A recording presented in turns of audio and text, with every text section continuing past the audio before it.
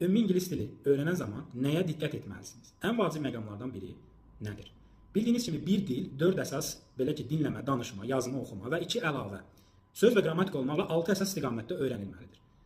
Hətta siz 0 səviyyədən başlasanız belə dili dinləyərək, danışaraq və müəyyən qaydaları öyrənərək başlamalısınız. Müəyyən bölmələr, məsələn writing bölməsi daha növbəti səviyyələrdə biraz dili daha təkmilləşdirəndən sonra bunlara əlavə edilsə belə, yəni bu da belə mütləq şəkildə öyrənilməlidir. Bu dil öyrənmənin qızıl qanunlarından biridir. Ona görə də sizə dil tədris edilən zaman mütləq şəkildə fikir verin ki, bu dil sadəcə qrammatika üzərindən və ya sadəcə danışıq üzərindən, sadəcə söz əzbərləmə üzərindən öyrədilməsin.